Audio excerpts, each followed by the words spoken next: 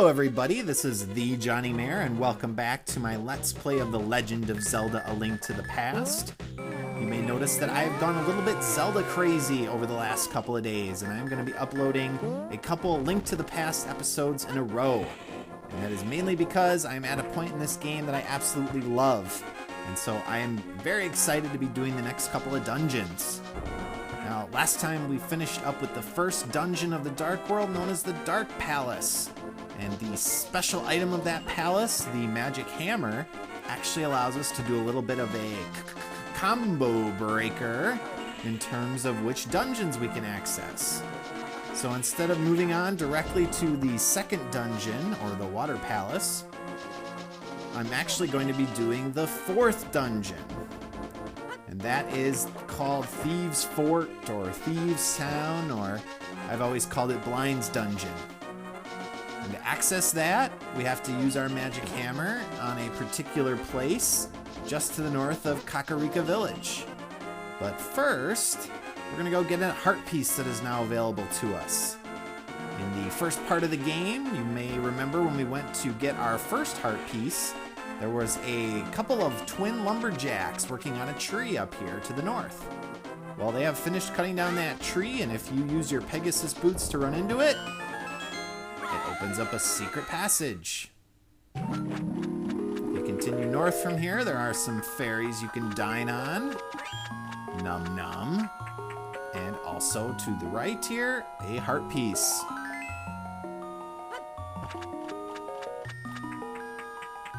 Once we beat the next dungeon, which again is Dungeon 4, it does open up a whole bunch of extra content that we're going to be able to access, so that'll predominantly be my next episode. And I may or may not do those in order. I'm going to try to get a Final Fantasy episode out in the near future, and that might be what I end up uploading on Tuesday. We'll see. So continue down towards Kakarika Village, and we need to get into the Lost Woods to the north. Try to dodge all of these soldiers. You may have noticed there are a lot more soldiers running around. And you're gonna have to get used to that, because whenever you're in the light world, die. No, don't die, but there are a lot more enemies going around, and each time you beat a dungeon, it seems like more and more of them spawn.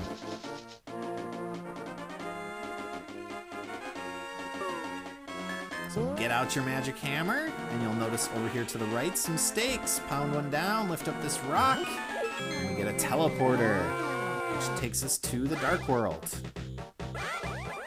So now we get the Thieves Town, which is the mirror image of Kakarika Village. And its name is not just a misnomer. There are thieves hanging around in here that you have to be careful of.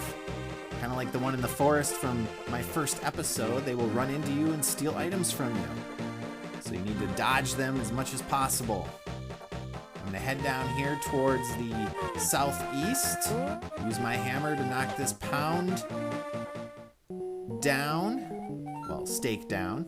And I'm going to get a potion to replace the one I used on Helmasaur King. And next, I'm going to show you the dungeon. So you have to come to the middle of town, and you'll notice this gargoyle statue. Pull on his pitchfork, and that gives you access to the fourth dungeon, as you can see. And head on in. So lots of new stuff to be careful of in this level. We've got these fireball enemies. We have these blue and red creatures walking around, and we have these little energy balls. And additionally, we have yellow little balls of light that if they touch you, they actually disarm your moon pearl effect for a short period of time, so you end up becoming the pink rabbit again. So you definitely have to be on the lookout for those and try to avoid them, because you are basically defenseless. There's one. No, run away. Whoa. And you'll notice that I'm using a lot of the lower paths that aren't actually visible. And here is the big key already. This dungeon is not very long. I should be able to get through it in, I don't know, 8 minutes or so. Ah, there we are. Pink bunny. Dodge. Alrighty. And, ugh. Yes, these red enemies can shoot energy beams at you, which can hit you from a distance. So they are much more dangerous than the blue variety.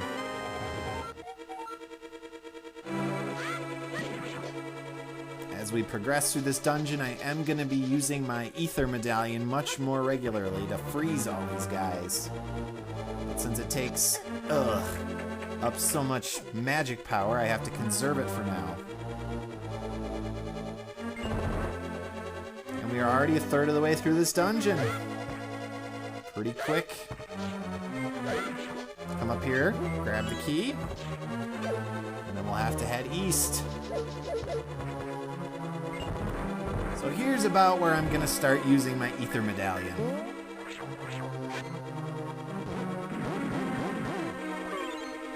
So freeze and pound, that's gonna be my regular routine for the next couple of rooms. And dodging. Ugh, stupid spikes. What's wrong with that anti-fairy? Just kind of spinning there. All right, let's see if we can dodge all these little clouds. Dodge. Okay, I could probably use my magic powder on this anti-fairy. Missed. What the? Missed. No, I didn't mean to go north.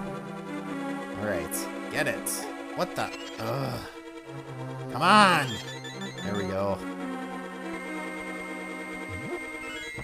Hit the key. Let's hit the block here.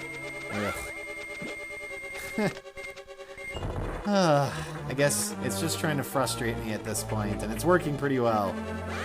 Now, these little gecko guys are pretty frustrating too. They're kind of like the rats from the beginning of the game, except they do a lot more damage. I think they take 3 or 4 hearts off if you actually get hit by them. So I'm gonna try to dodge them, as is my MO, of course. And here, I'm just gonna try to slash them into oblivion. So, nothing suspicious about this room. You have to lay a bomb down and throw it over this little cracked area. And that releases light down into the room directly below it. And that comes into play for when we actually take on the boss, whose name is Blind. Who doesn't really like the light.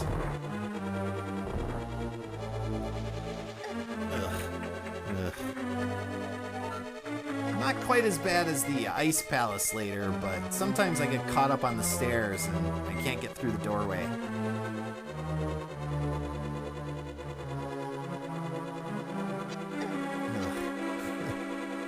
Crazy. Okay, so now we're 2/3 of the way through, making good progress. Avoid these guys. And that big stone there we can pick up, because we do have the power glove. First we'll see if we can get some magic refills. Couple. No, I can't pound the rock.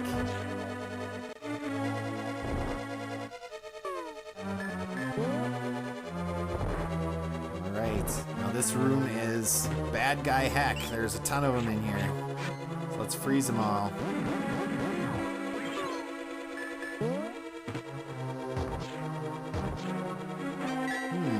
Who's that? Oh. Well, I guess we can just take the princess out, or the descendant. That's pretty nice. Don't have to fight the boss, maybe. Let's just clean up these guys. And we still need the special item of this dungeon, which is to the far left. That's what we need the key for. Get in here. Hit these blocks. And the floor does fall out. And now we have the Titan's Mitt. So this is the glove that lets us pick up the black blocks. So the black 8 balls and the larger stones that are black in color. You can go up there and to the left in that previous room, but it just leads to a trap room. So So not really worth the effort. And interestingly enough, if you take the princess behind you outside, she freaks out a little bit and says she can't handle light, and so she runs away and ends up back in the basement.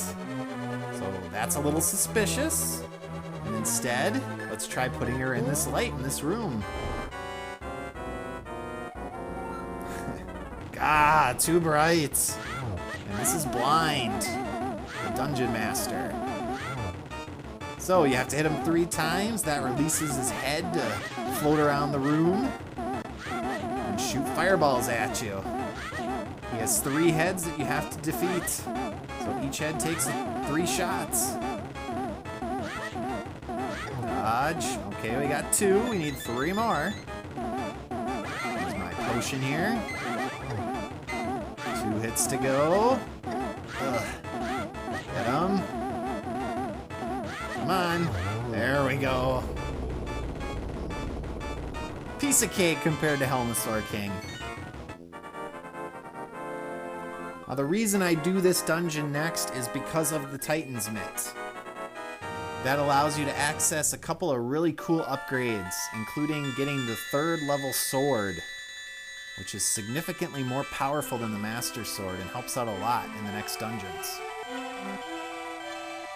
So I don't think this maiden really tells us much. She just kind of repeats the obvious. But she is necessary, so we did have to save her. And eventually they will be able to open up Ganon's Tower on the top of Death Mountain. So perhaps I am of the bloodline of the Hyrule Knights.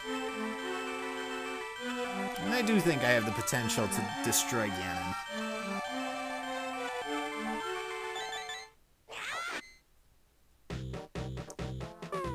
Now, in this village, we do have a mini game, which is a treasure opening game. You have to pay 30 rupees to open up 2 chests. And randomly, in one of the chests is a heart piece.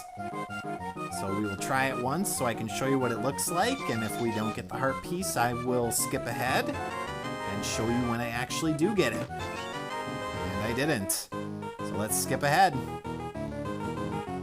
There we go. It took 2 more times to finally get the heart piece, which is not bad at all. I've had instances where I've had to do that for, 10 to 15 times before I find the heart piece. Now this little shop in here is interesting. You can buy a fairy or get a bee to put in your bottle, which can be used to attack enemies. And up in this room, there's a treasure chest with 300 rupees. Awesome. So I'm going to use that to refill my life potion bottle.